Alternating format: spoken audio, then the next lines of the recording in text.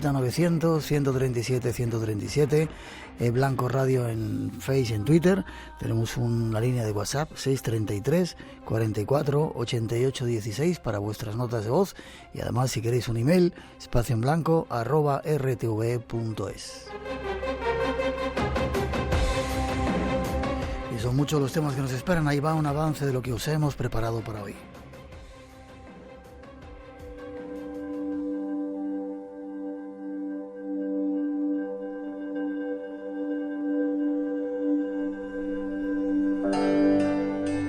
Esta semana nos vamos a la búsqueda de lo que se ha llamado los inmortales. Un mundo donde se dan cabida, entre otros fenómenos, las momias en sus diferentes formas. Además de las múltiples maneras en las que el hombre ha buscado y busca pervivir más allá de esta vida. Un tema apasionante que une el pasado de la momificación con el futuro de la criogenización.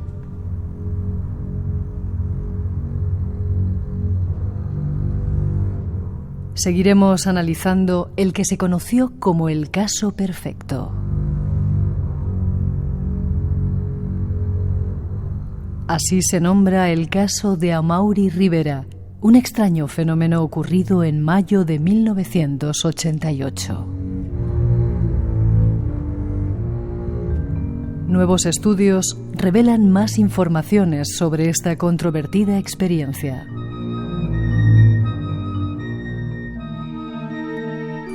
Ese es el cuaderno de bitácora de nuestro viaje de hoy. Ponte cómodo y disfruta de él. El espacio en blanco comienza ante ti.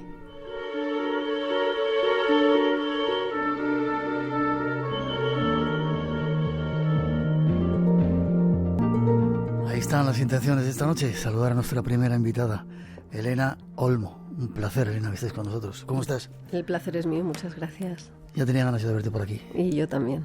Eres periodista, has sido directora de revistas de divulgación científica como Planeta Humano, Espacio o Clio Historia. Sí, así es. Y has sido la ganadora de, esperar cómo lo llaman, Premio de Divulgación Histórica Juan Antonio Cebrián. Uh-huh. Qué bonito, ¿no? Hombre, menudo honor. El otro día me preguntaban, me decían que grabara un audio sobre Cebrián. Decía, qué asco le tenía.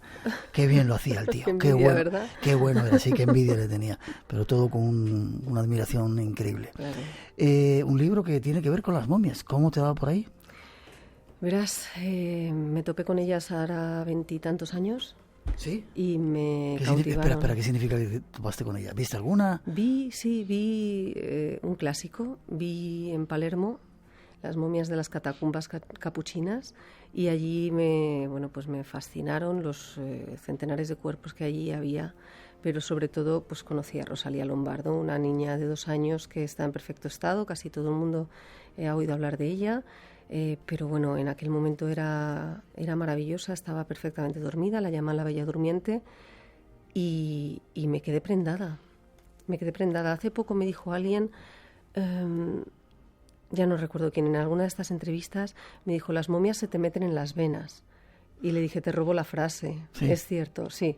Si te gustan, se te meten en las venas. A partir de ese momento, raro es el día que no ha llegado a mis oídos una noticia, sobre todo por las investigaciones, como el avance de la medicina está muy ligado a la arqueología, y claro, no puedo abandonar. Qué bien.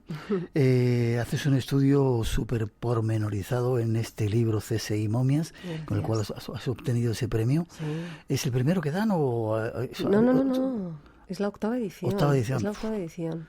O sea, y es todo un honor vincular mi nombre. Yo no me lo podía... gran maestro. Sí, me quedé perpleja. Sí. Sí, todavía me cuesta asimilarlo, y cuando lo leo en la portada bajo el título, pues bueno, el orgullo es inmenso. Yo el libro lo he estado leyendo, súper bien preparado, unas fotografías increíbles, una documentación. Gracias. Quiero que nos lo cuentes esta noche, ¿vale? Venga. Esta es nuestra invitada y ahí vamos a hacer un viaje, va a descubrir diferentes momias, no solamente las que más nombre tienen, sino ya veréis que sorpresas hay tras esa introducción, os lo contamos. Culturas de todo el mundo han encontrado la manera de preservar a sus muertos en casi cualquier ambiente. Y muchas de esas culturas crearon las momias. Las más conocidas son las momias del antiguo Egipto, pero hay muchas más. Las momias Chinchorro de Chile son las momias intencionalmente creadas más antiguas del mundo. Pero existen muchos más pueblos que momifican a sus antepasados. Algunos aldeanos de Papúa Nueva Guinea siguen momificando a sus muertos. Al morir, colocan el cuerpo en una choza y lo ahuman hasta que la piel y los órganos internos se desecan.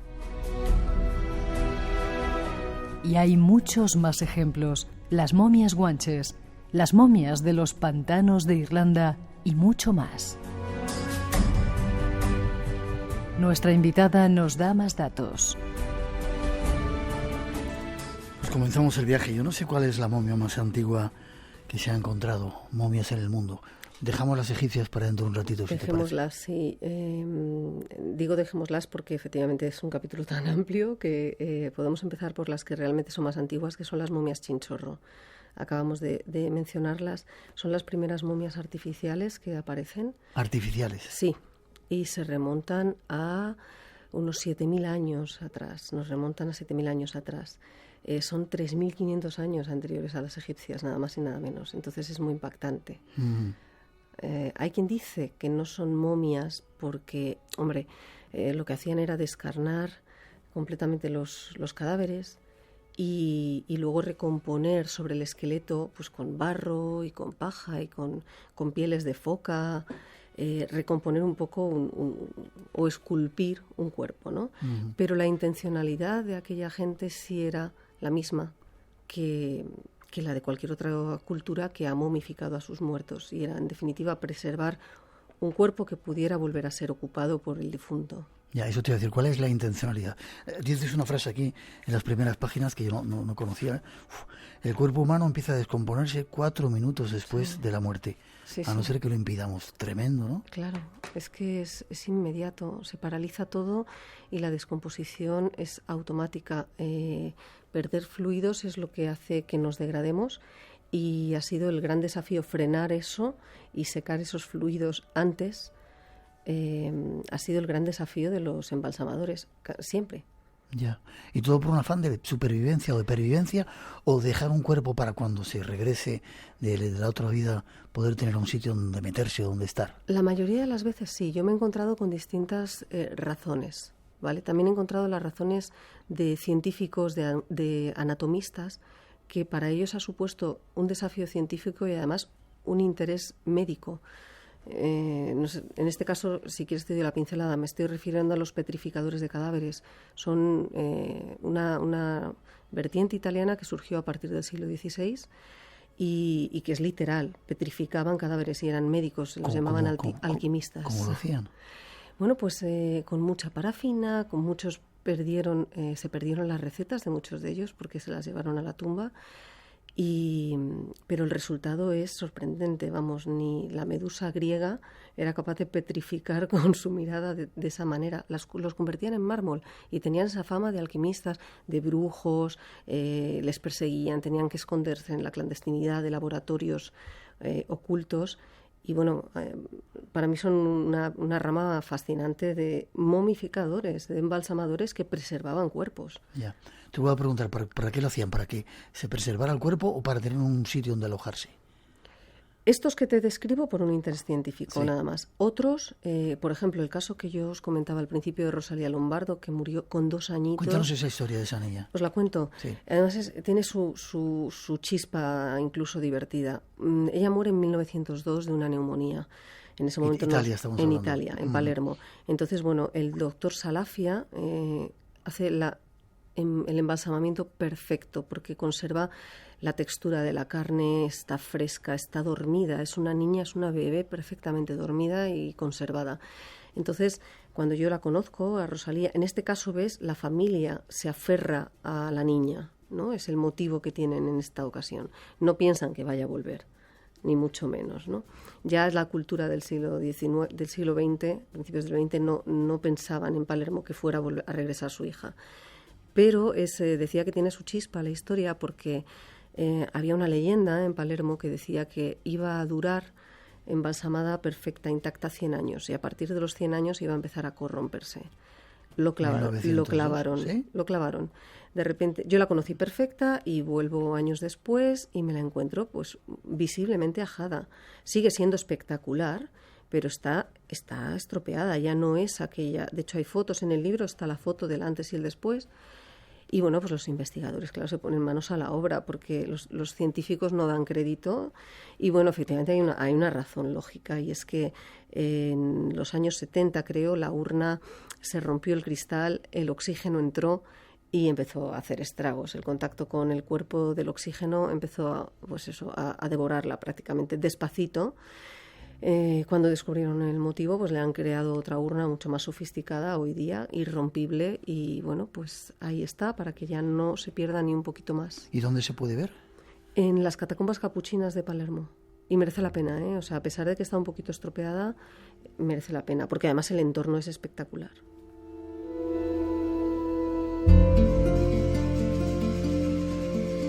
Queríamos hablar de momias antiguas y te has venido a 1902. Me has llevado sin querer. Vale, está muy bien.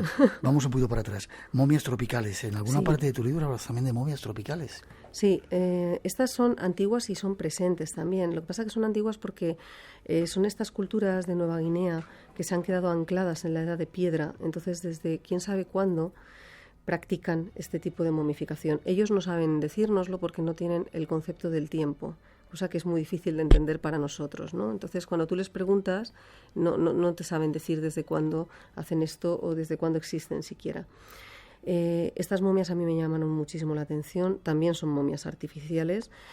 Los difuntos son desecados durante meses en una choza ceremonial, los sitúan en sillas altas sobre hogueras y entonces los van ahumando. Los fluidos que van soltando se recogen, pero ahí no termina la cosa. Los parientes que están fuera de la choza velando y llorando al difunto todo este tiempo no pueden ducharse hasta que consiguen completar la momificación, pero además tienen que coger esos fluidos y ungirse con ellos. Y es un signo de respeto y se están aferrando a esta persona de su familia que ha fallecido. Y luego, una vez que están ya bien ahumados, ¿qué hacen con ellos? Cuando están bien ahumados, algunos se quedan en las chozas familiares y conviven con ellos. Y otros pues los colocan en algunas montañas, como vigilando, protegiendo el poblado y recibiendo a aquellos que acuden también a recibir consejo o buscan asesoramiento por alguna razón que les inquieta y necesitan que sus antepasados les den respuestas.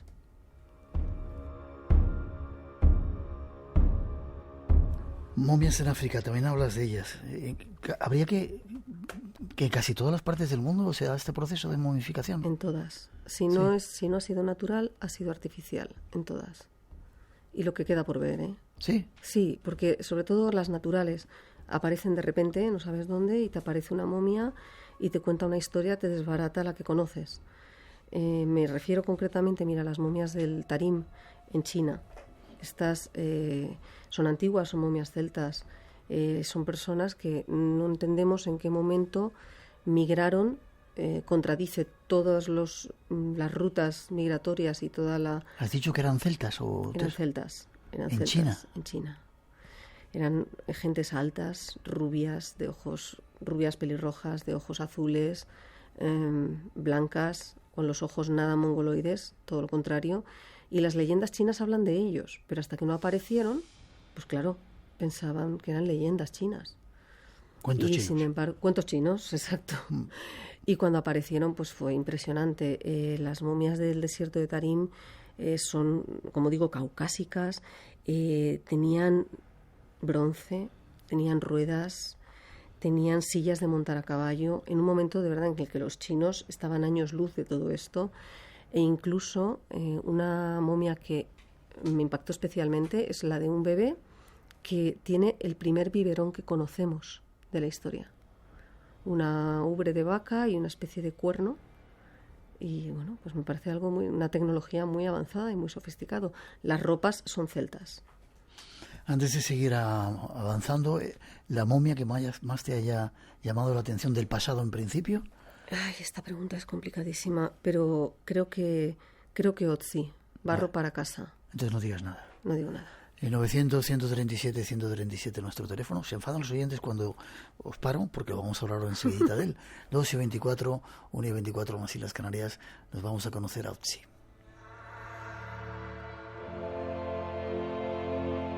Espacio en Blanco. Tu cita con lo desconocido. En Radio Nacional. Con Miguel Blanco. Las naturales, esas me encantan también. Sí. Sí, también son celtas. Sí. Sí. No se sabe si bandidos, druidas o reyes. ¿Bandidos, druidas o reyes? Sí, te explico por qué. Sí. Todas muestran signos de violencia extrema y han sido asesinados. Aparecen con los recolectores de turba, normalmente son ellos quienes las sacan, ¿no? Y se pensaba que podían ser asesinos o ladrones y que por tanto pues merecían ser castigados. Pero algunos de ellos tienen tan cuidadas las manos, la barba, determinados atributos que se cree que podían ser reyes o druidas. Y últimamente la balanza se inclina más hacia los reyes porque eran los reyes de los clanes, eran los esposos de la diosa. Entonces, si a lo mejor no cumplían bien con la diosa, pues ésta les enviaba malas cosechas, enfermedades, y por tanto había que destronar al rey y buscar uno nuevo. Y lo ofrendaban, ¿no? Entonces, se cree que eran reyes porque en algunos casos les falta el pezón izquierdo. Esto es muy curioso. ¿El pezón izquierdo? Exacto. ¿Qué puede tener que ver, no? Pues tiene que ver que mostraban respeto a esos reyes chupándoles el pezón izquierdo. Entonces, el hecho de que se lo hayan cortado, exacto, parece indicar que podría ser, están mutilados, que podría ser, ¿no?, un signo de eso, no, mira, te vamos a quitar todos tus privilegios. Espera, ¿y por qué aparecían momificados o en esa forma sí. En la turba. Porque decíamos que son momias naturales, porque como siempre sucede, el ecosistema, el entorno lo hace favorable, ¿no?, para esto. Las del desierto del Tarim de antes también, en el caso anterior era porque se desecaban por el calor tan extremo. Pero en este caso la turba tiene muy poco oxígeno, son aguas que no tienen apenas oxígeno y cuyos agentes químicos sí favorecen esa conservación. Y están perfectos. La única pista, la única anomalía es que los cadáveres aparecen completamente ennegrecidos, pero ennegrecidos como el carbón, por la turba. La turba los tiñe, los curte un poco, pero si veis las fotografías también son personas dormidas. ¿Pero los mataban y los tiraban allí y por eso se momificaban? Sí, se momificaban de forma natural. No, ellos no pensaban que... Ya, pero los tiraban allí en ese lugar. Los tiraban allí. Lo del pezón es muy curioso, ¿eh? ¿A que sí? 2:29, 1:29 en las Islas Canarias.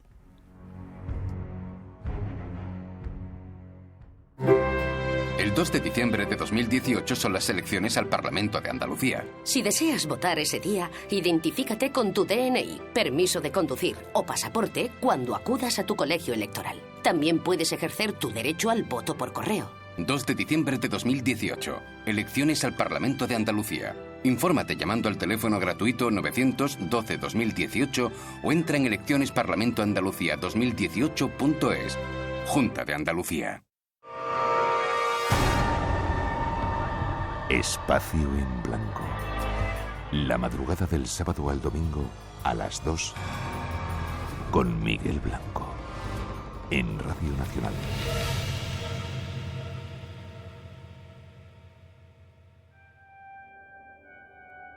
Y esta noche en esta primera parte del programa con Elena Olmos hablando de cosas sorprendentes de las momias. Vamos a Otzi. Increíble los datos que se pueden conseguir, quizá por el avance de la ciencia, ¿no? Sí. Que padecía del corazón, que ojos marrones, cabello castaño, bueno, eso se podía ver,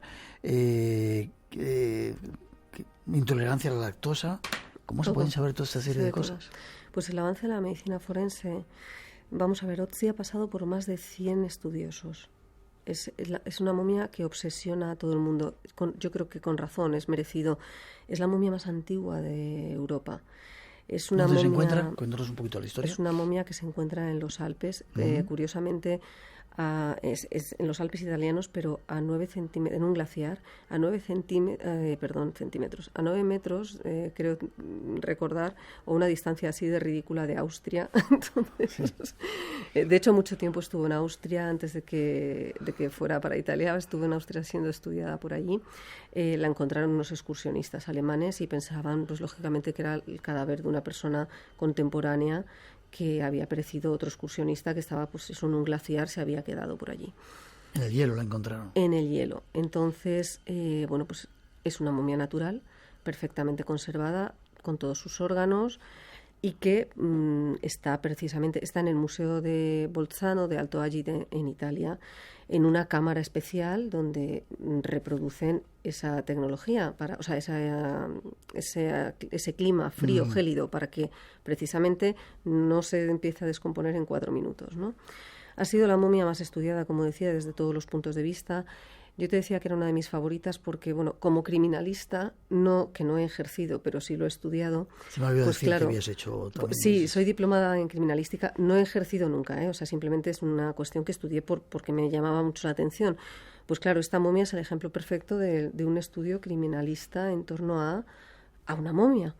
Y acaban, por ejemplo, de descubrir pues unos policías, criminólogos, investigadores alemanes han descubierto cómo murió asesinado por la espalda, han reproducido el asesinato.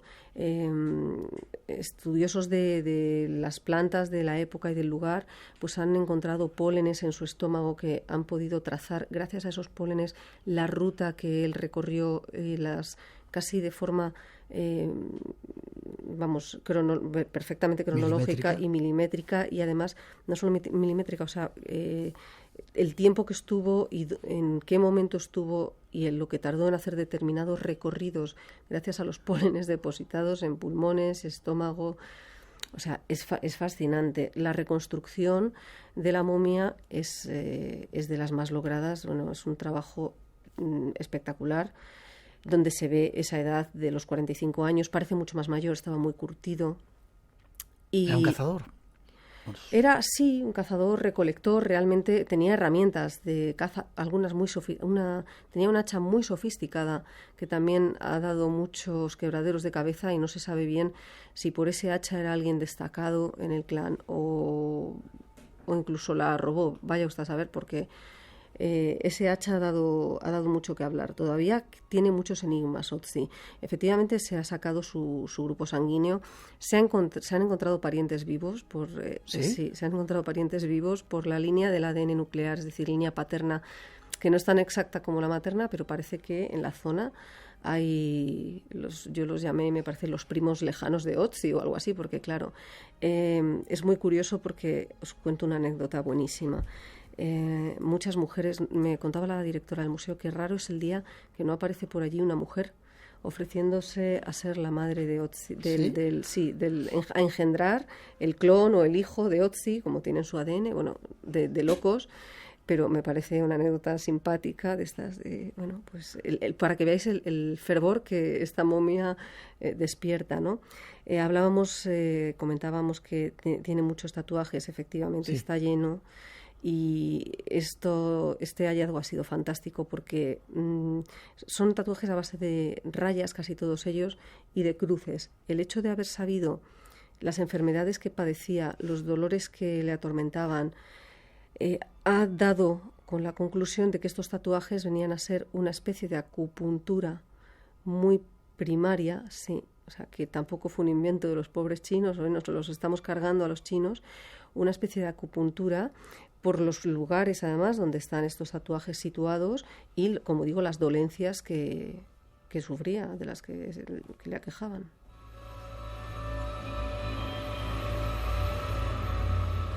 Me dejas con la boca abierta, con lo del pezón y con lo de los tatuajes y las cosas que estás contando. ¿Qué más se ha sabido de él? ¿Y por qué estaba solo? ¿No se han encontrado otras momias alrededor? No, estaba él solo, en principio estaba huyendo. De hecho, ya os digo que fue atacado por la espalda y además tiene signos de una pelea anterior, tiene una herida en la mano, un corte, una herida defensiva. Es que, claro, detectar que una herida es defensiva, ¿no? A mí me parece impresionante. Tiene un corte en la mano de una posición defensiva, como de un puñal. Él se está protegiendo con la mano en alto y sale corriendo. Entonces, de hecho, los objetos que llevaba con él y que estuviera tan alejado de cualquier núcleo de población, pues todo indicaba, llevaba medicinas, había emprendido un viaje, había emprendido una huida. Le pillaron en el momento en el que él se sintió seguro y paró a comer. Entonces, murió acababa de comer. Y os puedo contar otra cosa curiosísima respecto a lo estudiado que está, y es que todo esto, bueno, gracias a tecnología de imagen avanzadísima hoy día, ¿no?, que nos dan unos datos espectaculares, pues gracias a esta tecnología se ha podido reconstruir el aparato, ¿cómo se dice?, el aparato foniátrico, sí. ¿vale? Y gracias a eso se ha podido, mediante un software, recrear la voz de Ötzi. Entonces, yo, por ejemplo, en el libro doy la URL donde está el vídeo de Ötzi, la imagen, pronunciando las vocales. Entonces, es muy impactante. De repente estás escuchando a Ötzi hablar y con una fiabilidad bastante alta. Le faltan las partes blandas, es cierto, pero gracias a que existen estos primos y al timbre de voz de los hombres de su edad de la zona, pues por ahí han sacado una media y han compensado pues más o menos. 5.300 años, la momia natural más antigua de Europa, al menos. Qué curioso. Eso es. 2:37, 1:37 en las Islas Canarias. Vamos a ver si buscamos ese sonido, a ver si lo encontramos.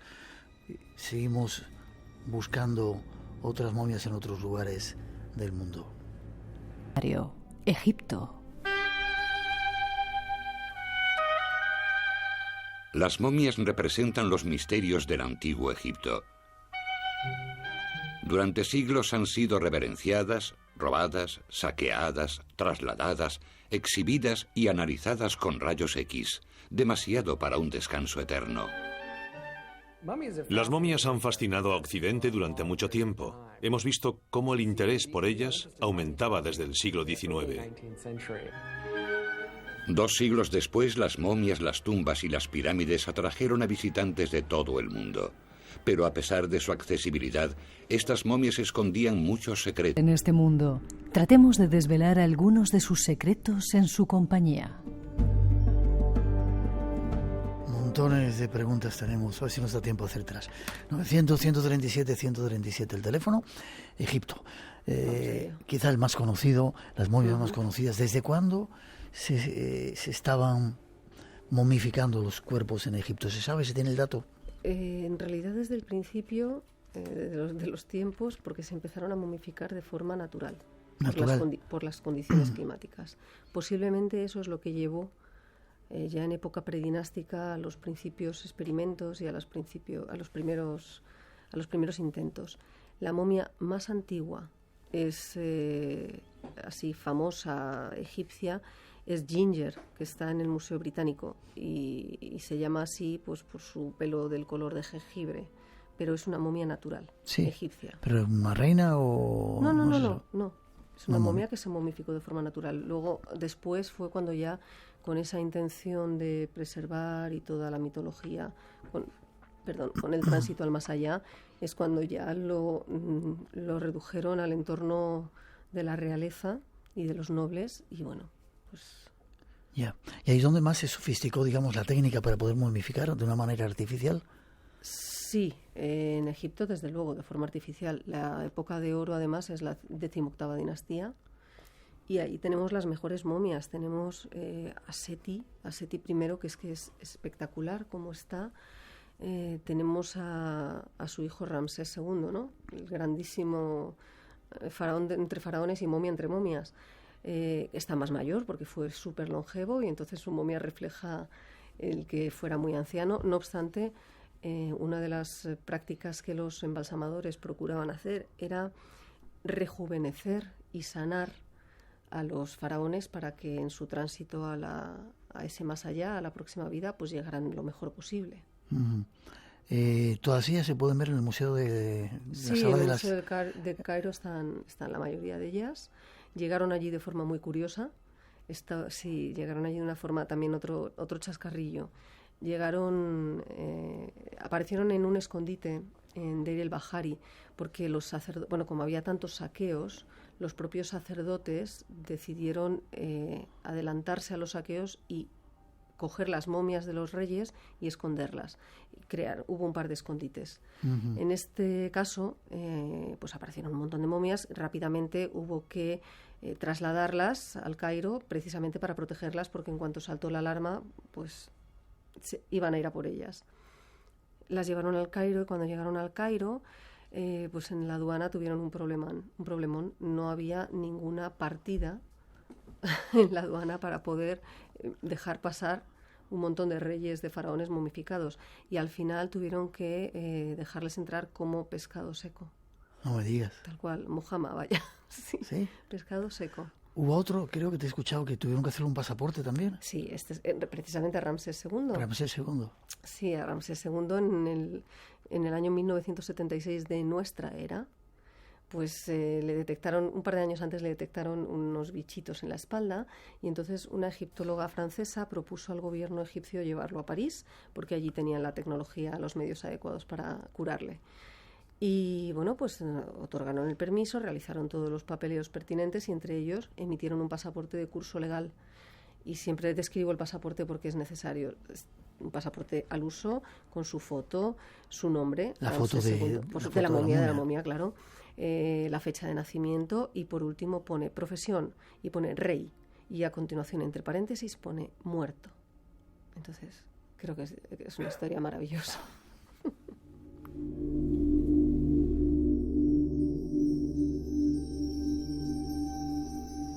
Pregunta un tanto ingenua. ¿Cómo se sabe o se sabía que una momia era un rey? Quizá por los cartuchos que tenía, la firma, o también hay mucha investigación criminalística en torno a todo ello, y supongo que ha ido avanzando mucho con el paso del tiempo. Algunas es evidente porque efectivamente ha aparecido en su propia tumba con su cartucho. Ajá. Y pues el ejemplo más famoso, Tutankamón, ¿no? Se sabe quién era y demás. Pero luego otras, precisamente por haberlas tenido que sacar de sus tumbas y haberlas escondido, pues han presentado un poquito más de dificultad. En el caso vuelvo a Tutankamón, muchas han sido identificadas gracias a poder relacionarlas mediante ADN. Fíjate de qué época hablamos, si se ha conseguido sacar ADN con la momia de referencia de Tutankamón. Entonces, prácticamente toda la familia de Amarna, que sería la suya, sus antepasados, pues han sido, secuenciados y están reconocidos. Todavía hay alguna laguna por ahí, pero es muy interesante. En este caso, muchas de ellas se ha sabido. Otras, pues simplemente se intuye que son reyes porque han aparecido entre reyes y, sin embargo, no tienen aspecto regio para nada, todo lo contrario, pero si queréis os cuento un caso muy concreto, ¿sí? Que es el del famoso hombre E, que es una momia, seguramente reconocéis todos, es una momia que aparece gritando con una imagen con una expresión de dolor en el rostro. En principio, parece ser que fue un hijo se ha identificado de manera forense, no al 100%, pero todo apunta a que fue un hijo de Ramsés III que participó en una conspiración con su madre, orquestada con su madre, que fue la segunda esposa real, y él no tenía posibilidades de aspirar al trono, pero pues participó en esta conjura que acabó con la vida del faraón. De hecho, está recogida esta historia en el famoso papiro de Turín y está recogido el juicio que les hicieron, ¿no?, a todos los que participaron en la conspiración y en el asesinato del rey. En el caso del famoso hombre E, que se llama Senenkerre, ¿verdad? No me estoy yo equivocando. Creo que sí. Si no, ahora os lo confirmo. Es que tengo muchos nombres en la cabeza. En el caso de él, parece que como persona de la realeza, como príncipe, pues no podía ser condenado a la desaparición como si lo fue su madre, es decir, a su madre probablemente la quemaron, que es lo peor, era la muerte real para los egipcios. Sin cuerpo ya no hay otra vida, no hay otra posibilidad.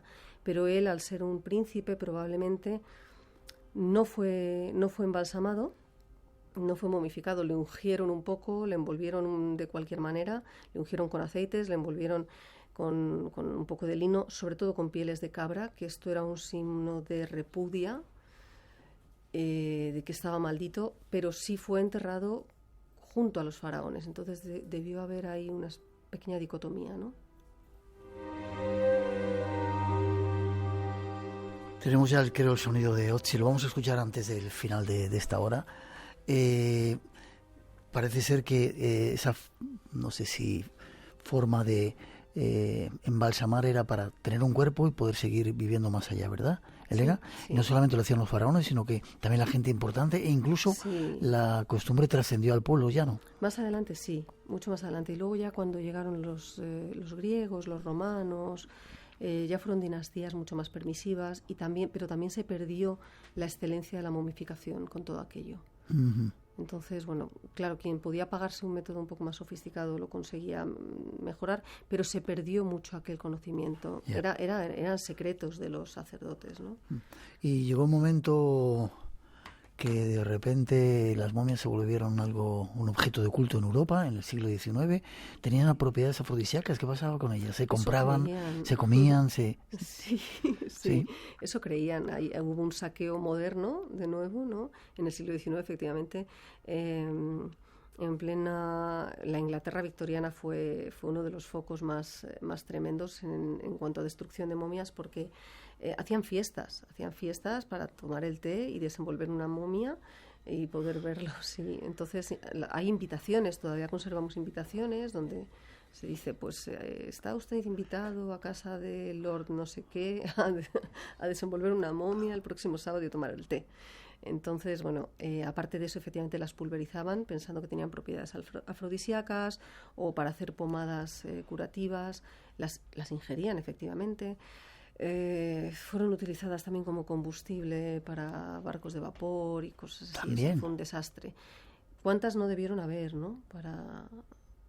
Con todo lo que se hizo. Pero esto, fíjate, también se ha hecho, lo que pasa es que se conoce mucho menos con nuestras momias guanches. ¿Sí? Sí, se las trató igual de mal. Hubo un expolio tremendo, fueron también muy cotizadas en el mercado negro de los coleccionistas y también fueron pulverizadas y con las mismas argumentos de potencia sexual o sanación. Algunas también fueron pulverizadas para cultivar, para ser utilizadas como abono, otras lanzadas al mar por superstición, o sea... Acabamos de llegar de La Gomera y nos contaban también alguna cosa de momias. ¿Tenían semejanza o similitud con las egipcias? Sí parece que pensaban en una futura vida. Bueno, por ejemplo, aquí tenemos el hombre del barranco de Erqués, aquí en Madrid, ¿verdad?, que es famosísimo y que es una de las momias mejor conservadas del mundo, además... ¿Del mundo? Del mundo, porque además conserva todos los órganos internos, o sea, el proceso se desconoce, pero es muy sofisticado y la expresión de esta momia es mucho más fresca, es una momia muchísimo más fresca que las momias egipcias, por ejemplo, que las grandísimas momias egipcias. Merece la pena conocerla. ¿En qué museo está? ¿Museo Arqueológico? Está en el Museo Arqueológico Nacional. Vale, ahí lo el Cabildo la reclama, lógicamente, sí. Pero... 2:50, 1:50 las Islas Canarias. Seguimos adelante en este camino de la inmortalidad con datos de otros tipos de momificaciones. Ya veréis qué curioso.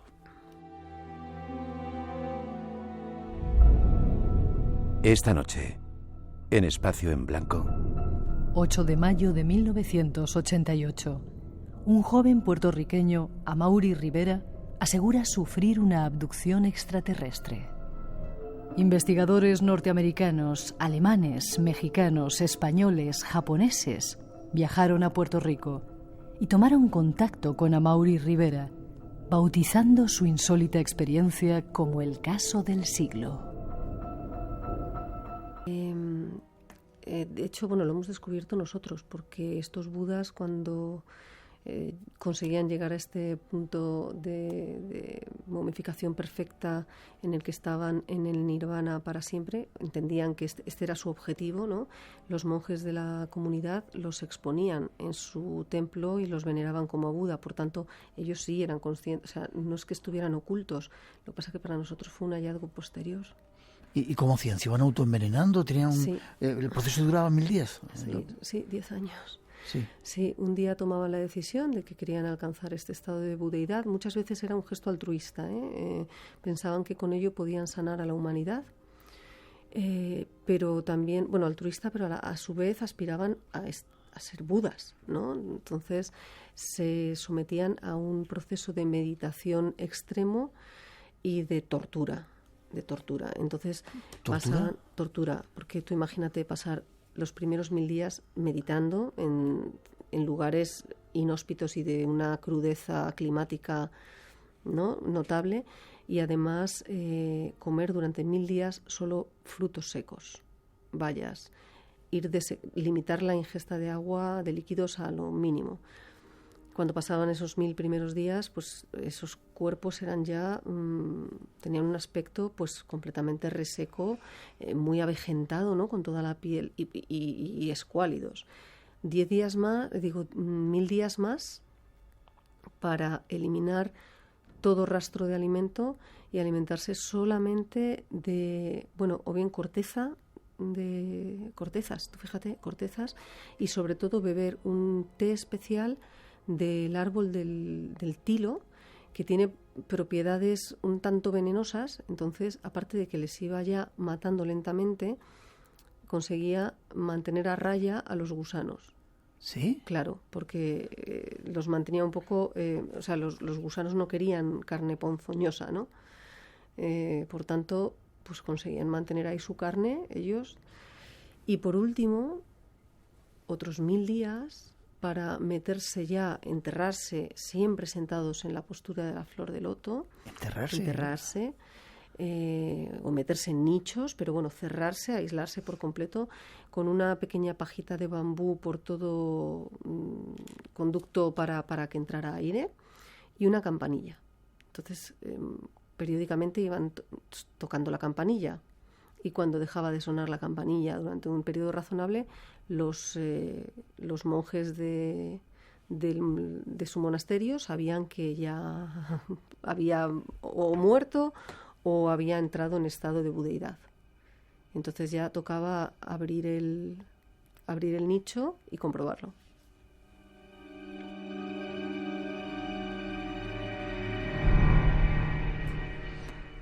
¿Se ha conocido alguno? ¿Se ha visto alguno de estos? Sí.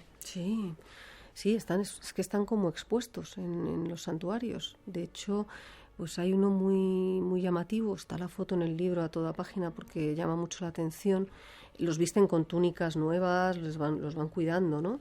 Pero están expuestos incluso en contacto con el aire, y la gente los toca y no se degradan. Es que es curiosísimo, la verdad, y para ellos no están muertos bajo ningún concepto, hay uno muy, muy simpático que sí que perdió los ojos, y entonces, como les daba miedo a los niños cuando iban peregrinando, le pusieron unas gafas Ray-Ban, el clásico modelo que todos tenemos en la cabeza, Ray-Ban negras de sol. Pues está la foto en el libro, ya os digo, a toda página. Para mí es el más simpático porque es que, pues unas gafas Ray-Ban, el modelo clásico de toda la vida, de pasta. Se ha prohibido ya esta práctica. Se ha prohibido, sin embargo, hasta el siglo XX alguno que otro se ha escaqueado y lo ha conseguido. Sí, de hecho hay uno en Siberia que se llama Itigilov, que fue visitado por Vladimir Putin, precisamente, y según dijo textualmente, Putin fue en 2013 a visitarle y dijo que es que iba a mantener una conversación con él. ¿Ah, sí? Sí. Y se quedó tan Ya, tranquilo. sí, se quedó tan tranquilo y no reveló la conversación. No. Ya, nos quedaban 30 segundos. ¿Solamente están en Japón? Yo he querido ver alguno en algún otro sitio. Es una Tailandia. En Tailandia, sí. Sí, En Tailandia sí, vi uno un de poco ellos. por donde hay tradición budista, por Asia y algo de India, Ya. por allí hay.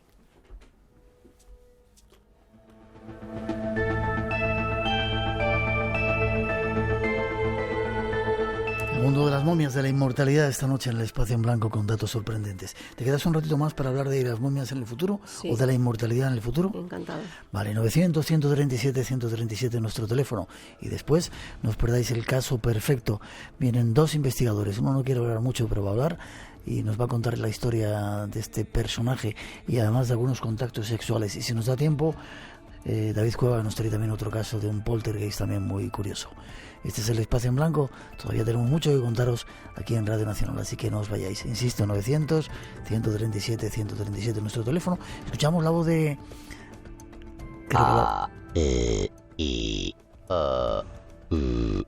Lo repetimos otra vez, a ver.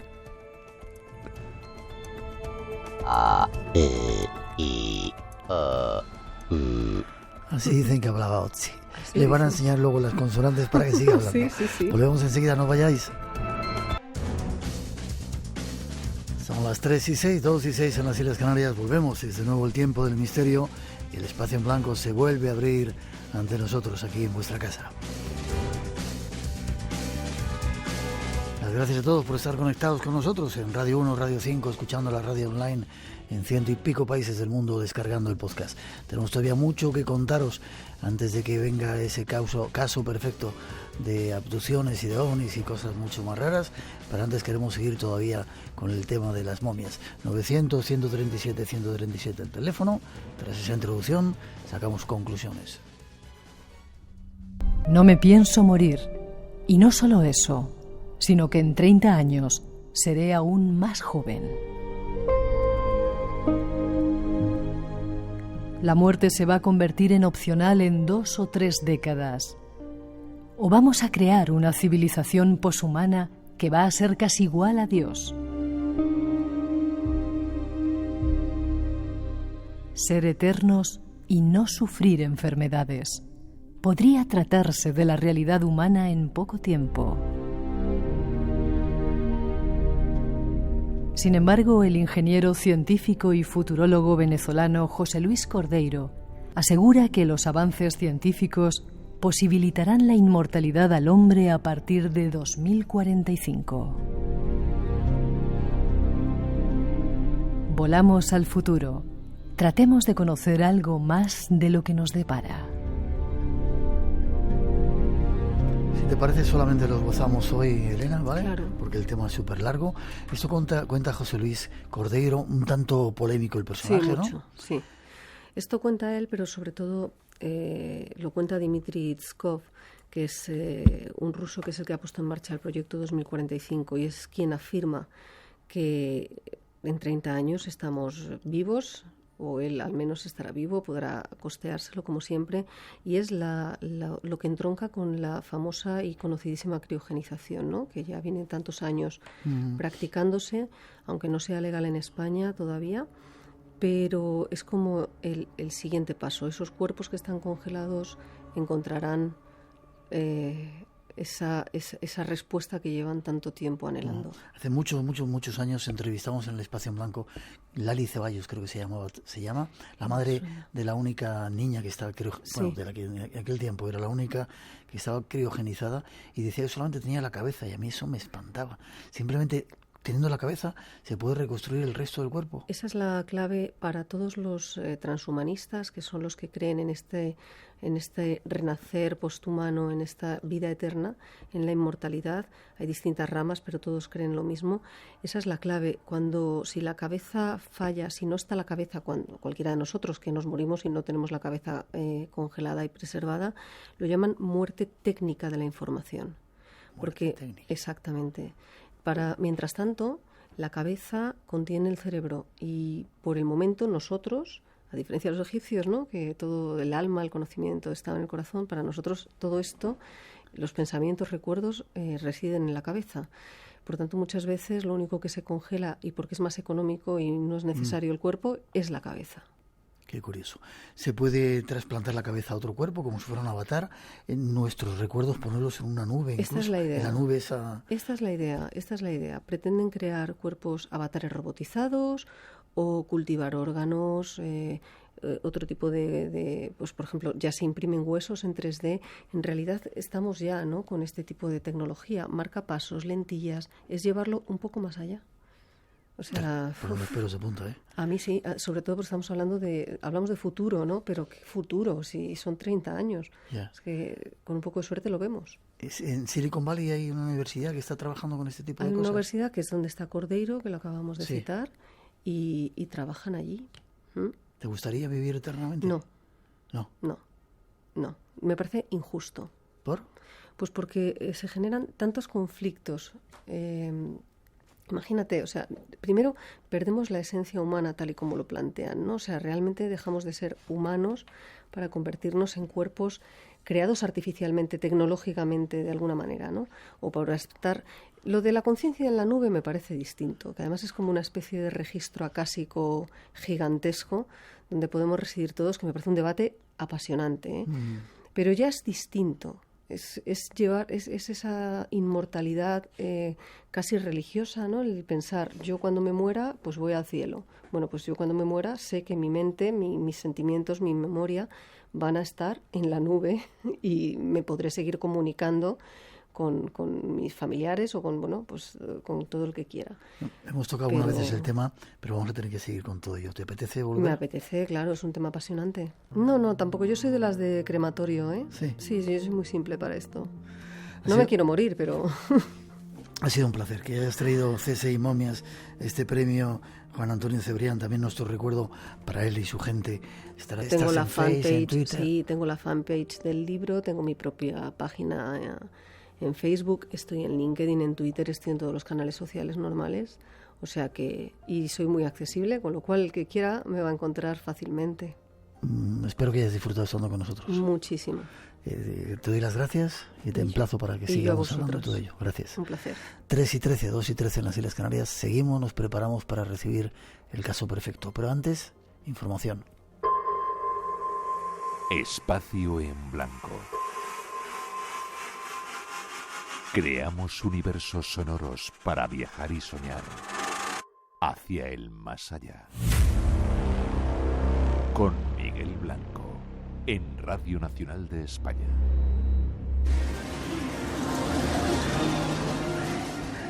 Un saludo a lo del equipo en blanco desde un pachinko en Shibuya, Tokio.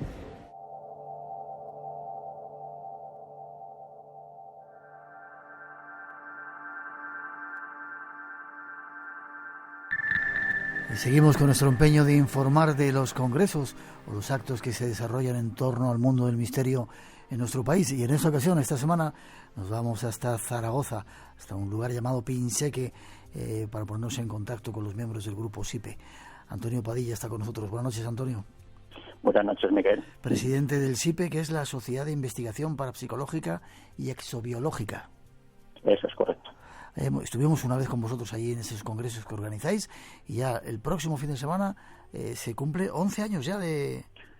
Sí, llevamos 11 años ya. Es la edición número 11. 11ª edición de Encuentros, Enigmas de la Ciencia. Increíble cómo pasa el tiempo, ¿eh? Sí. ¿A qué os dedicáis? ¿Qué estáis investigando? ¿Todo tipo de cosas misteriosas que tienen que ver con la parapsicología, con los ovnis? Sí, por ejemplo, en esta edición trataremos de ufología, exorcismos, transcomunicación, alquimia, de todo un poquillo. Vale, cuéntame, primero el día. Va a ser el día 24 de noviembre, sábado 24 de noviembre, el próximo sábado, ¿verdad? Sí, es a partir de la mañana, durante todo el día, y a la noche nos acompañará Jesús Ortega a través de su programa El Dragón Invisible. Perfecto, nuestro compañero. Dime quién va a estar. Veo aquí Marcelino Requejo. Vendrá Teresa Polvas, Jesús Callejo, Marcelino Requejo, Carlos Gabriel Fernández, Óscar Fábrega y Luis Silva. Un buen montón de investigadores para todo el día. Sí, todo el día. 3 ponentes por la mañana, 3 por la tarde y a la noche con Jesús Ortega. Bien. La entrada es solidaria, no se cobra nada, ¿no? Aunque hay que... No se cobra nada, es solamente 1 kilo de alimento no perecedero, Sí. y entonces que luego se da a las ONGs de la zona. Vale, al menos 1 kilo, que lleven un poquito más, ¿vale? Sí, un poquito más mejor. Eso es. ¿Hay espacio para mucha gente? Sí, hay espacio, yo creo que es suficiente para todas las personas que vengan a acompañarnos. Vale, Pinseque, ¿es un pueblito al lado de Zaragoza? Sí, es un pueblito que está a unos 10 minutos de la capital. Vale, ya nos gustaría estar ahí. Casa de Cultura Piusec en Pinseque, Zaragoza, este próximo fin de semana, sábado, día 24, con un montón de especialistas, el 11º encuentro de Enigmas de la Ciencia organizado con SIPE. Déjame que ponga un poquito de música y damos una dirección en el Face.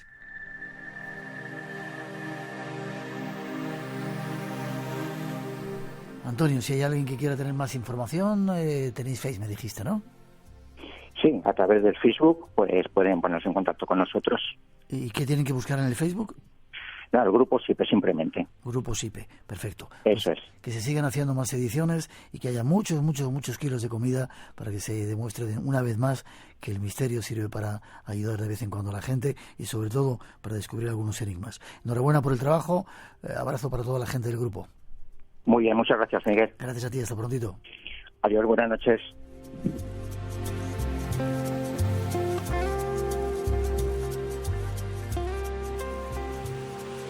Este libro que ha sacado, que se llama El caso perfecto, el caso Amaury Rivera, El caso perfecto, ¿es un libro de ayuda humanitaria?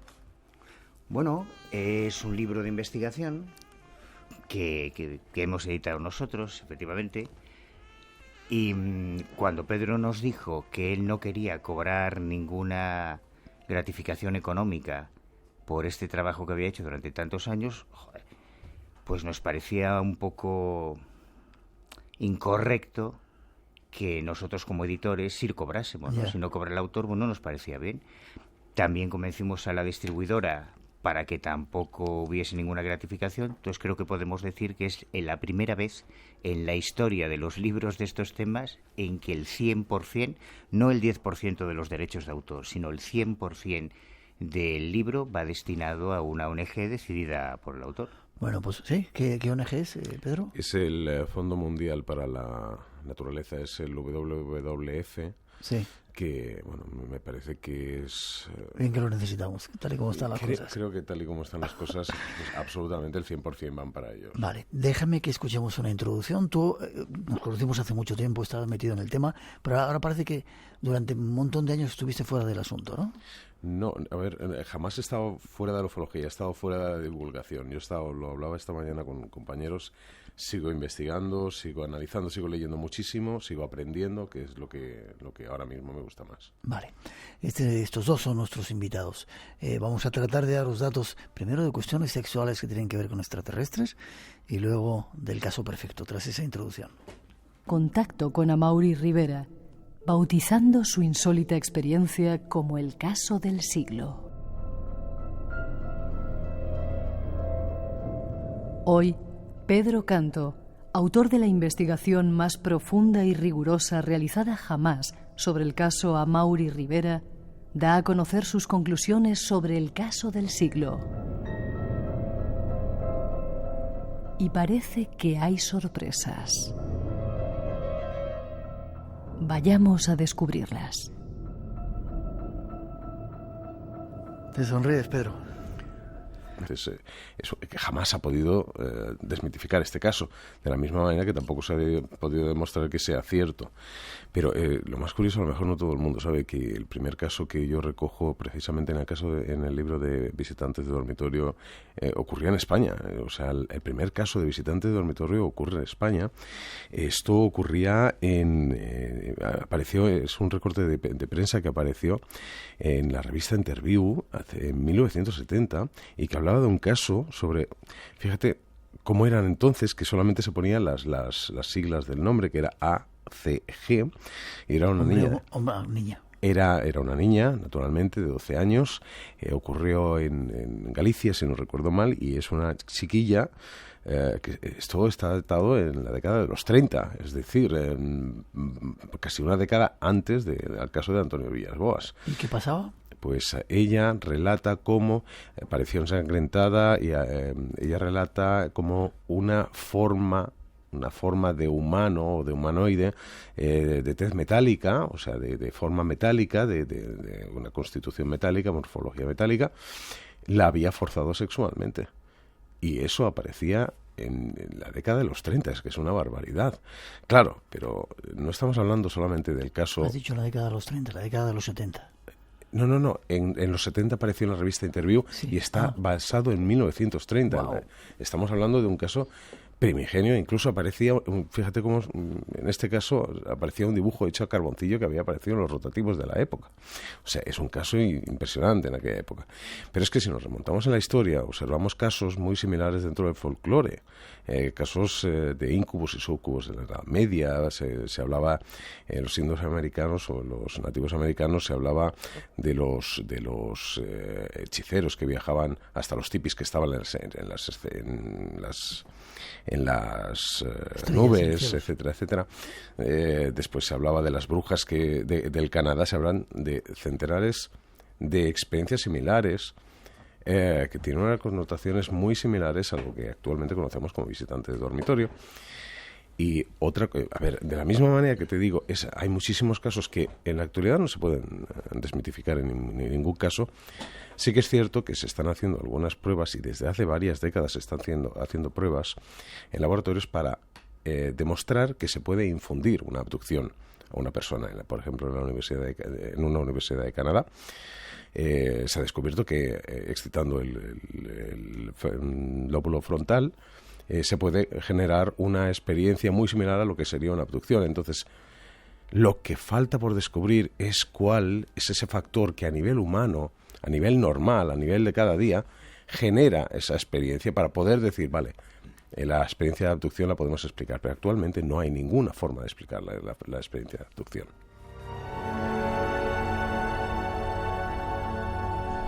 En un momento vamos a ir a ese caso perfecto, pero si me permite seguir un segundito en esto, se hablaba en los años 90, finales del 2000, de que había incluso casos de niños que ya habían nacido de esas relaciones sexuales. ¿Hay algún dato de eso o simplemente son habladurías, leyendas de...? Jamás he podido encontrar ningún caso que pudiera seguirle la pista. Es decir, sí que hay testigos que dicen, se conoce, se habla, se ha salido en la prensa, etcétera, etcétera.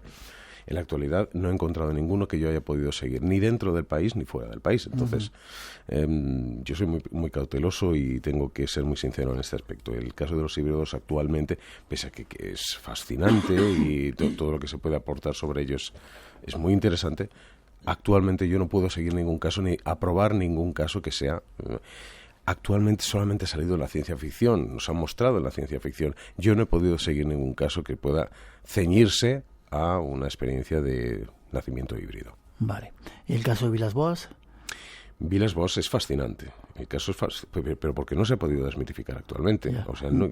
Quizá alguna gente no lo conozca brevemente. Titulares que ocurre, un brasileño. Pues un brasileño del estado de Minas Gerais, en la década de los 40, si no recuerdo mal, pues... Es una experiencia fascinante. Él está durante la noche, está arando el campo, que todo el mundo dice, pero ¿cómo se va a arar durante la noche el campo? Sí, durante la noche se aran los campos, es así. Y no hace tanto calor. No hace tanto calor, exacto. Entonces, lo que tenemos que tener en consideración es que este señor presencia lo que sería un encuentro del segundo tipo. Aparece una nave que le aterriza a muy pocos metros. Aparecen dos seres que lo llevan al interior de la nave. Dentro de la nave, pues mantiene... aparece una señora de muy buen ver, eso es narración toda del testigo, de Antonio Villas-Boas. Y dentro una de las características que podríamos definir es que el vello púbico lo tenía de color rojo. Es lo único que podríamos destacar. Todo lo demás sería de la fisonomía y la morfología de una mujer. Él mantiene relaciones compartidas, es decir, no hay ninguna, no lo fuerzan, él se siente incitado por la relación y cuando abandona la nave, después de lo que sería el coito, abandona la nave a través de la pasarela y cuando va a abandonar definitivamente la nave, la testigo, o sea, la extraterrestre, por llamarlo de alguna manera, vuelvo a decir que es según su testimonio, sí. Lo que hace es señalarse su vientre y después señala hacia el firmamento, como es un indicativo. Algunos pensaron que era un indicativo de que en la simiente de Antonio Villas Boas iban a hacer el firmamento. Pero claro, o te lo crees o no te lo crees, no hay pruebas suficientes para rebatir toda la información de la materia, de la misma manera que no hay formas de quitarle toda la realidad al caso. Sí que fue muy utilizado por todos nuestros mayores, es un caso fascinante, apasionante, todo lo que dicen dentro del contexto humano es lógico. Minas Gerais, esa persona existía, absolutamente todo. Ahora, cojámoslo con cautela. Vale, 3:30, 2:30 las Islas Canarias. Nos vamos enseguida al caso prefecto.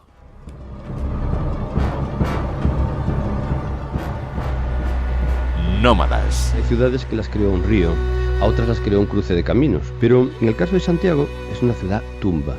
Uno de los principales destinos de peregrinación de la cristiandad. Nómadas, con Álvaro Soto. Este domingo te esperamos en Compostela. Sábados y domingos a la 1 de la tarde. Sigue el misterio en Espacio en Blanco, con Miguel Blanco. La madrugada del sábado al domingo a las 2 en Radio Nacional de España. Esta noche con dos invitados, Manuel Carballal y Pedro Canto, que nos van a contar un poco el caso perfecto. Hay que ser breves porque está David esperando y luego se enfada si no le dejamos tiempo. ¿Qué ocurre con Amaury, Puerto Rico? Puerto Rico, 8 de mayo de 1988, una persona, bueno, un barman que salía de su lugar de trabajo a las 4:20 de la madrugada, se encuentra con unos tripulantes, un ovni, un contacto, un mensaje mesiánico y al día siguiente fotografías y todo. O sea, es el primer caso de la historia que tenemos fotografías, que tenemos contactismo, que tenemos mensaje mesiánico, que tenemos avistamiento, que lo tenemos todo en el mismo testimonio. ¿No es el caso de Adamski el primero? O... No, allí no. Las fotografías de Adamski... A ver, Adamski hay que pensar que ya había publicado un libro muy anterior a sus experiencias, que se llamaba Los Contactos, o sea, A Trip to the Moon, Mars and Venus, o sea, un viaje allí ya especificaba las presencias que le contactaban, etcétera, etcétera, y en aquel caso había escrito una novela. Entonces hay que tener a Adamski muy, muy, muy, entre comillas. Vale. Pero a Amaury era mucho más complicado. El que sí que se podría acercar era Daniel Fry, el contactado Daniel Fry. Aquí ya tendríamos algo. Pero es que con Amaury lo teníamos todo. Y encima el mutismo, porque el caso aparece en 1988 y no sale a la luz pública hasta 1990, hasta finales de 1990, y es precisamente porque los investigadores lo rescatan. Entonces es fascinante el hecho de que esa misma persona hubiera querido guardar un poquito el misterio. Déjame, Manuel, que te pregunte, ¿por qué es el caso perfecto? Porque se tenía de todo, fotos, contacto... Claro, lo llamaron el caso del siglo porque primero tienes un testimonio de una persona que dice que ha sufrido una abducción, que es muy, muy clásica, describe que unos seres de pequeña estatura lo trasladan al interior de una nave espacial. Casos de esos tenemos muchos. Allí se encuentra con otra serie de ciudadanos puertorriqueños que después serían identificados. ¿Dentro de la nave? Dentro de la nave. Esto ya es un poco más extraño. Hay una segunda tipología, hay un ser de aspecto más angeloide, más nórdico, que sería Amarón, el extraterrestre que le revela toda una serie de premoniciones sobre cosas que estarían por ocurrir. Eso también es bastante típico, pero lo anómalo es que es un caso en que el testigo, para avalar toda esa historia que nos ha contado, pues yo llegué a hablar con él en su día, presenta una serie de fotografías absolutamente espectaculares, que no son las típicas fotografías nocturnas de una luz en el cielo lejana, de eso estamos ya aburridos, sino que son fotografías tomadas en pleno día de un platillo volante metálico con mucha definición, al lado del cual además aparece un F-14 Tomcat, un caza de la Fuerza Aérea Norteamericana, supuestamente intentando interceptar el objeto, ¿no? Y cuando aparecen aquellas fotografías todos nos volvemos locos, empezando por los americanos, por organizaciones muy prestigiosas que fueron quienes lo definieron como el caso del siglo. Sin embargo, Pedro, llegas tú y ¿qué pasa? Empiezas a buscar indicios, testimonios, bueno, pruebas. Lo cierto es que empezamos a observar que los investigadores nacionales, los de Puerto Rico, empiezan a convencer a los internacionales, y ahí ya aparece de todo, es decir, desde Jaime Maussan, Wendell Stevens, gente con un nombre, con un renombre y con una reputación que hablan el caso. Aparecen equipos de televisión de todo el mundo, incluso la japonesa, haciendo especiales, fotografías, haciendo de todo.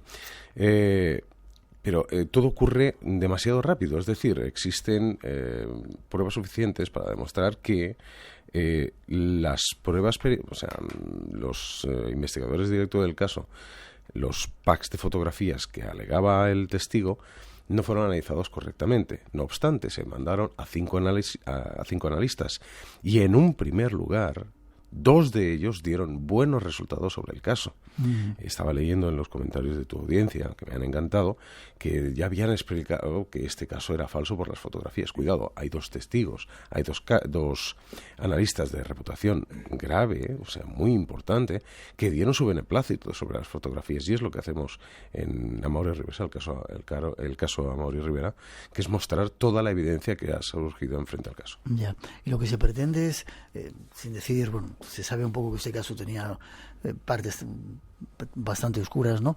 Y es que algunos divulgadores pretendían hacer algo con este tipo de sacar provecho, y que quizás es lo que está ocurriendo con muchos casos, ¿no? No se llega a la raíz del fenómeno, te coges estos pequeños datos, los das por bueno y lanzas un caso cuando a lo mejor hay que investigar más para tratar de averiguar la verdad. Correcto, lo que estamos haciendo a través del caso Amaury Rivera es intentar inculcar en la sociedad que actualmente tenemos unos avances científicos impresionantes y que debemos ser muy metódicos en la investigación de los casos. Pero también hay que ser muy juiciosos a la hora de evaluar el trabajo del divulgador. No solamente se puede coger el caso de una persona porque nos interesa el misterio y aceptarlo de buenas a primeras, porque es muy probable, bueno, es posible, no probable, pero sí que es posible, que una de dos, el investigador o el divulgador esté equivocado o que directamente esté mintiendo. Y en este caso nos hemos encontrado con las 2 vertientes. Hay mucha mentira en el mundo, Manuel, en este mundo de los ovnis, de los divulgadores. ¿A quién se lo voy a preguntar? La nada avanza cada vez más. ¿Y qué es la nada? Qué bonita el frase. Vacío que queda. Y tú estás harto de repetir que hay que pelear contra los que asesinan las esperanzas, ¿no? Pues esto es lo que tenemos que hacer. Hay mucha gente, muchísima gente, cada vez más, por desgracia, que en este mundo del misterio está asesinando las esperanzas cada vez que miente, que nos engaña, que prostituye temas que para nosotros son importantes. Así que hay que pelear, tenemos que pelear hasta el último aliento. Y esto es una de las cosas que hacemos con este libro.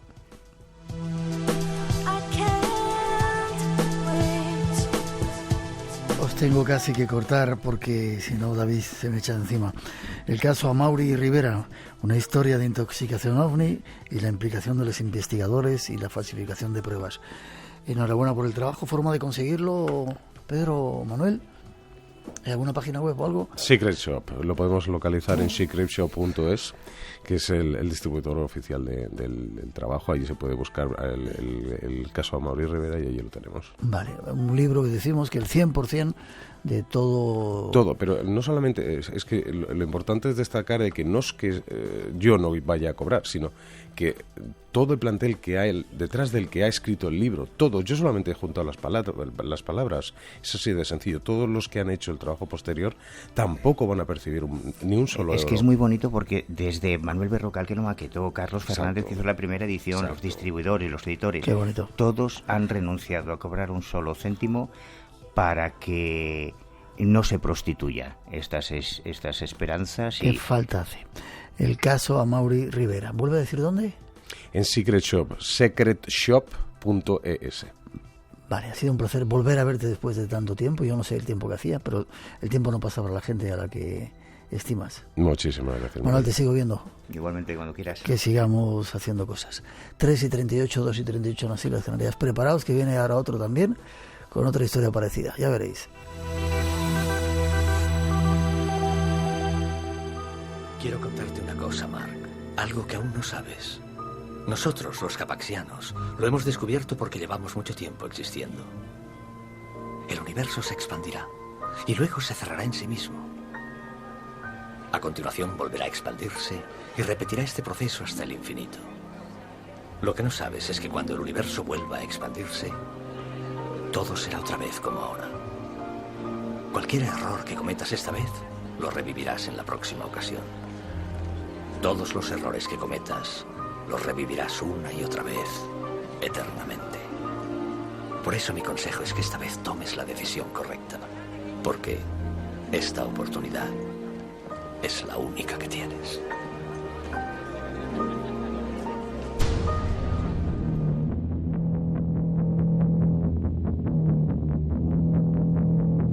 Y seguimos en directo cuando son las 3:39, casi 40, 2:40 en las Islas Canarias. Saludamos a nuestro compañero David Cuevas. Buenas noches, don David.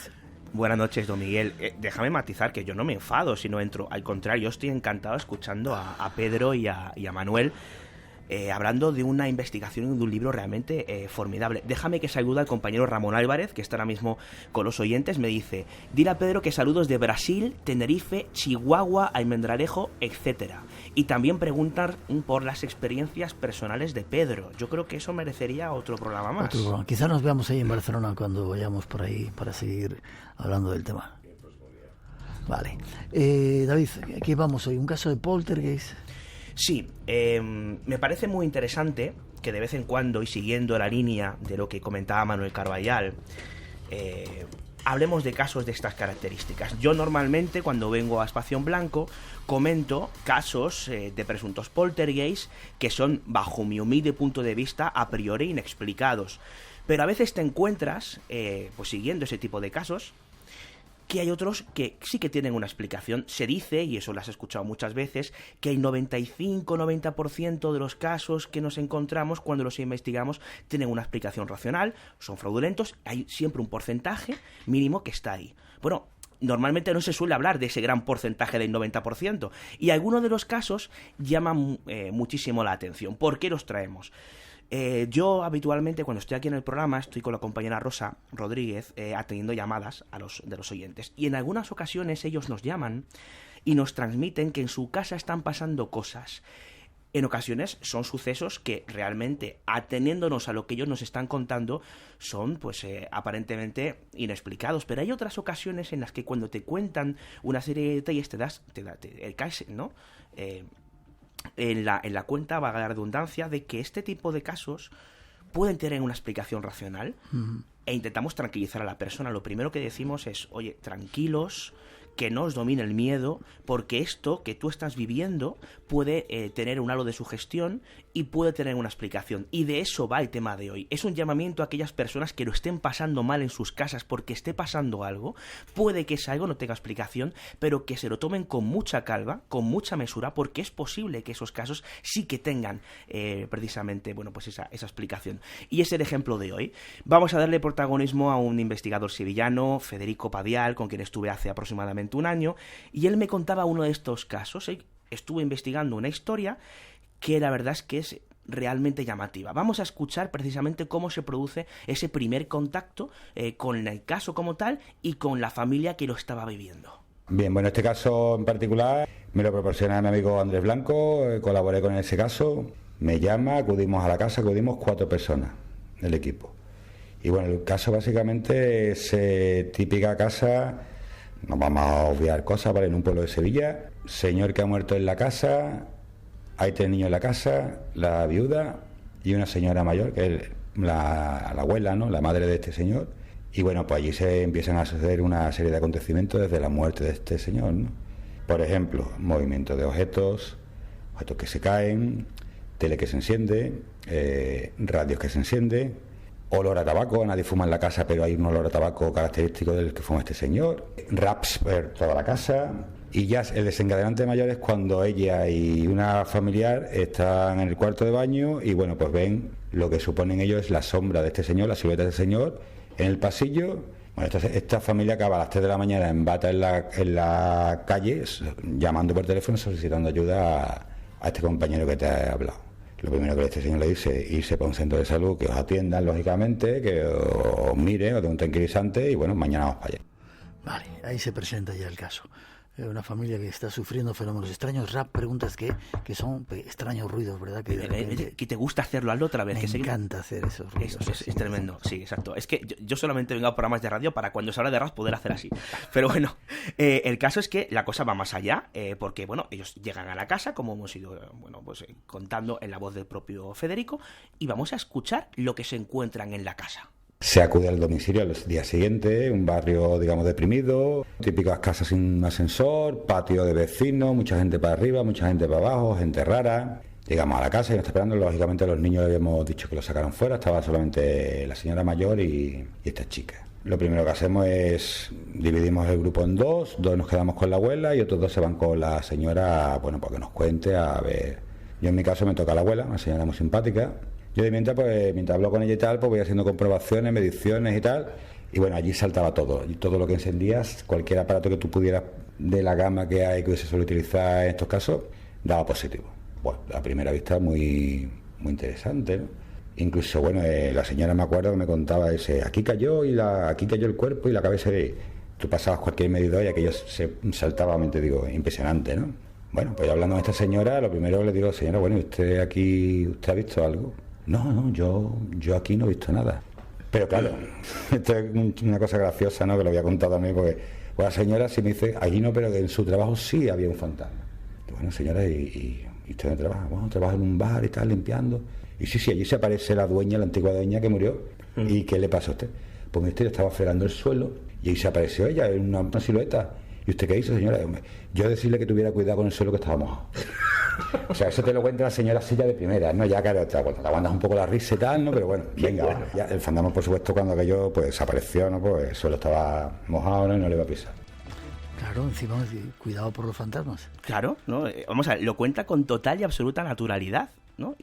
Pero en ocasiones yo estoy convencido que si preguntáramos a Pedro Canto o a Manuel Carballal, nos dirían que se han encontrado con casos de estas características, ¿no? Bueno, pues ahí queda. Anécdotas simpáticas aparte, continúa, ¿no? Digamos que la investigación en el lugar, y resulta que dan un detalle súper interesante, y es el hecho de que el difunto de alguna forma está impregnando todos los objetos de la casa, y esa impregnación no solamente es física en cuanto a los objetos, sino también hasta cierto punto psicológica. Nos cuenta esto y alguna cosa más. Ayer estamos, que bueno, el ambiente familiar es enrarecido y tal, ¿no? Y la casa está todo lleno de cosas de este chico que ha muerto, ¿no? Entonces, claro, es un recordatorio constante de esta persona, ¿no? La abuela, que es la madre de él, tenía la costumbre de todo donde tú sentabas, esa era la silla donde sentaba mi hijo. Ese es el libro que leía mi hijo. Esa es la tal que, o sea, todo lo relacionado con el hijo, ¿vale? Que veramos luego cómo se une con el hilo de la historia. Claro, a mí me llama mucha atención lo de la silueta, ¿no? Y yo me voy al cuarto de baño, no me cuentan cómo fue. Y yo recreo aquella situación, ¿no? Claro, la señora supuestamente estaba tiñéndose el pelo o algo así. La bañera. Yo me agacho en la bañera y yo miro para el lado y efectivamente yo veo la silueta. Yo me pego un sobresalto que no vea. Se veía perfectamente una silueta, claro. ¿Cuál era la silueta? La silueta era una bombilla enorme, sin protección, con el pie era bastante grande y claro, así la forma efectivamente de un redondel, un cuerpo. O sea, el efecto óptico del famoso libro cuando miramos fijamente y se te refleja, se veía perfectamente, o sea, lo que era una silueta, claro, imaginaros aquello sugestionado, con vaho en el cuarto baño que crea una neblina y tal. Pues claro, y estas personas que todo lo relacionaban y estaban deseando prácticamente de ver aquello, pues claro, aquello sería un pitán de allí porque efectivamente lo relacionaban perfectamente con que era una silueta humana, ¿no? Pero la verdad es que parecía una silueta humana. Se comienza a explicar un poco algunos de los fenómenos que se dan en la casa, ¿verdad? Que puede pasar en cualquier casa de cualquiera de los oyentes de Espacio en Blanco, y esto es importante matizarlo, ¿no? Hay más cosas, él nos habla de que había, bueno, pues cierto magnetismo extraño, los aparatos saltaban. ¿Qué pasa? Que empiezan a investigar y se dan cuenta de que la disposición de las antenas hacía de las suyas, ¿no? Torres de esas de comunicación de... Efectivamente. móvil. Y no solo eso, sino que las paredes, digamos, no eran de una gran calidad, las paredes que separaban unas viviendas de otras, y que al preguntar a vecinos le decían, sí, no, pero si yo escucho cuando la vecina del cuarto cuarto da un portazo, escucho un golpe y... Quiero decir, se dan cuenta de que ciertos sonidos que presuntamente procedían de la propia casa podían estar directamente relacionados con otras casas colindantes y que se escuchasen muy cercano por el material de las propias paredes, ¿no? Nos cuentan más cosas y otra de ellas es muy interesante porque, fíjate, se hablaba del tabaco, de que olía a tabaco, ¿no? Y ellos lo asociaban a que fumaba la persona y demás, porque nadie fumaba en la casa. O eso creían. Bueno, y el tabaco es muy curioso. A mitad de aquello, dice la abuela, dice, perdona hijo, me voy a fumar un cigarrito, no se lo digas a mi nuera porque no sabe que fumo. Y es que la abuela fumaba, o sea, es que esto es bastante cómico, pero era la abuela fumaba. La abuela salía a un descansillo que había y daba justo la ventana que entraba por la cocina, claro, entraba, efectivamente, hacía una corriente de aire y entraba el humo a tabaco. Entonces, claro, como ya nadie fumaba, pues, huele a tabaco, ese el tabaco fumaba, no, era el tabaco que fumaba la abuela, que fumaba escondida a la señora y tal. ¿Qué pasaba en la casa? Que todo estaba relacionado con este señor. Entonces, si algo se caía, era, claro, se había caído lo del difunto. Pero es que, claro, se podía haber caído por 1000 razones. Seguimos dando explicaciones a ese tipo de cosas, ¿verdad? Efectivamente. Los niños también había un dato ahí, no estaban en esa conversación, pero luego también parece que hacían ciertas cosas, ¿no? Hay los niños, claro. Aquí se tiende a, de alguna forma, creer que los niños, claro, son inocentes, cuentan lo que ven, son absolutamente creíbles y a veces es así, pero hay otras en las que se nos pasa por alto que los niños pueden hacer ciertas cosas o tener ciertas intenciones que a priori se nos pasan. ¿Y por qué digo esto? Bueno, pues casi que mejor que nos lo cuente Federico. Pero vamos a los niños eran los que más veían aquello. Los niños, claro, los niños cuando llegaron, los niños había un niño en particular que era más malo que un dolor, hablando claro. Claro, el niño lo estaba muy observando, la niña era muy calladita, la niña muy delgadita, muy chiquinina, muy... Y el niño nos paramos a observarlo así con el rabillo del ojo, y el niño tiró una torre de compadre, que yo lo vi, y dice, ¡papá! Se pegó un salto y el niño le dice, mi padre ha tirado los compadres. O sea, el niño era un gamberro, y el niño se había buscado, había conseguido que todas las gamberadas que hacía y todo lo de eso, achacándoselo al padre, a él no le regañaba. Y la niña es que lo veía. La niña estaba y lo veía. La niña, claro, imagínate un patio de vecinos de esto, yo te digo, con un ambiente así duro, ¿no?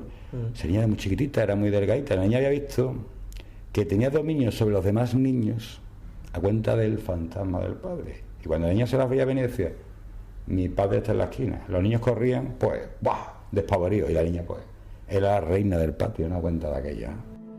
Vaya, los niños aprovechaban de esa supuesta visión y más. Uno a escondidas tiraba las cosas para llamar la atención y la otra era la reina del patio, ¿no? Y cualquiera que se le acercaba, cuidado que mi padre falleció, el fantasma de mi padre te está mirando. Claro, dices, un niño, evidentemente la sugestión hace mella. Cuando le preguntamos sobre las conclusiones, bueno, al fin y al cabo podéis explicarlo todo, hay cosas que no tienen explicación. ¿Cómo lo percibes tú, Federico, esta historia? Bueno, pues así la concluye. Básicamente ahí sacamos ya prácticamente todo. Al final hubo allí... Había una historia dura entre ellos también y tal, ¿no? Y esa señora estaba muy condicionada por lo que había vivido allí. Sacamos un montón de cosas. En una noche, hablando con ellos tranquilamente, hoy en día la señora esa vive perfectamente, se dio cuenta que hay un fantasma, que todo era un acondicionamiento que habían tenido, una sugestión colectiva en la casa. Todo le dimos una explicación a lo que parecía que no. Yo te digo, se dan situaciones muy dantescas, ¿no? La abuela, recuerdo que me dice... Viste que la ceniza la echamos en el jardín de abajo, eso no será que suba por el balcón, ¿no? O sea, cosas así, ¿no? Luego recuerdo, la señora también, la señora le habían echado las cartas. Y claro, le habían dicho que en su casa, bueno, imagínate. Pero señor, ¿usted por qué va a que se eche las cartas? Y la señora dice, no. Pero bueno, es que me la ha echado una muchacha de aquí, muy buena persona, que ni me ha cobrado. O sea, el problema era que le cobrara, no, señora. Y además me contó muchas cosas que yo no sabía, ¿viste, señora? En un barrio como este... Una vecina le puede contar cosas que usted no sabe. O sea, aquello era dantesco lo que la familia había pasado. Afortunadamente viven tranquilamente, no han muerto, la señora sale, la señora se arregla, la señora vive una vida normal. Y bueno, te digo, fantasma, yo hubiera querido que hubiera un fantasma, la verdad es que me hubiera encantado, pero si no hay, pues no hay, la verdad. Un caso explicado de poltergeist, no sugestionarnos, a veces la sugestión llena mucho estos ambientes, creemos que hay presencias y si lo analizas a lo mejor nada de nada. Hay cuidado de verdad, por favor, en serio, y Miguel estará de acuerdo, cuidado con las echadoras de cartas. Cuidado. Algunas de ellas videntes, algunos de esos videntes que nos dicen que tenemos bicho en casa o cosas, cuidado. Y sobre todo si nos quieren cobrar, claro, salgamos huyendo. Mucho cuidado, porque eso lo que hace es incentivar aún más la sugestión de una familia que ya de por sí está bastante acongojada, aparte de querer limpiarnos algo más que las energías, ¿no? Pero bueno, ahí tenemos un ejemplo, Miguel, de estos casos que en ocasiones parecen muy tremebundos, pero que cuando se escarba un poco descubrimos que son bastante explicables. Así que se nos tranquilicen los oyentes que tengan un problema en su casa de este tipo, porque puede que tenga una explicación. Y que nos lo sigan contando. ¿Forma de contacto contigo? Efectivamente, bueno, aprovechamos para aquellos que consideren que lo que pasa en su casa no tiene una explicación, nos lo hagan saber, ¿no? Correo electrónico davidcuevas_en_blanco@gmail.com. Repito, davidcuevas_en_blanco@gmail.com, y en Twitter estoy en dcuevasc. Muchas gracias. Seguimos en contacto. A ti, Miguel, y cuidado porque ha sonado algo extraño y no sé muy bien de qué es. Me gustan eso de los ruidos.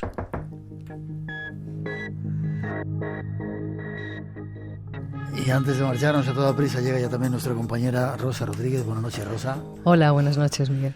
Llegamos de La Gomera, y nos volvemos a ir. Y nos vamos la semana que viene ya. Nos vamos, no, la semana que viene nos queda un poquito más. Sí, vale, nos queda otro programa aquí en Madrid. Nos vamos el día 1 sábado a las 7 de la tarde. Estaremos en Hospitalet de Llobregat, en Barcelona. Allí en el centro comercial La Farga, haciendo un programa a las 7 de la tarde, un poquito antes de lo acostumbrado. Normalmente hacemos el programa un pelín más tarde, así que invitamos a todos los amigos del Espacio en Blanco que quieran acompañarnos en esa emisión especial a que vayan un pelín antes. Como siempre, la entrada, el aforo es gratuito, la entrada es libre, pero tenemos un aforo que cuando se complete no podrá entrar. El auditorio de La Farga. Seguiremos dando informaciones. ¿Ganadores? Tenemos a José Manuel Bartolomé de Sevilla, María Ángeles Fraile de Vigo, José Ángel López nos ha escrito a través del Facebook, Mirta Santiesteban de Alicante y Roberto Miralles de Madrid. Escribirnos todos un correo electrónico con vuestra dirección postal y os enviamos ese libro. Seguimos viaje. Gracias, Rosa. Hasta la semana que viene. Gracias.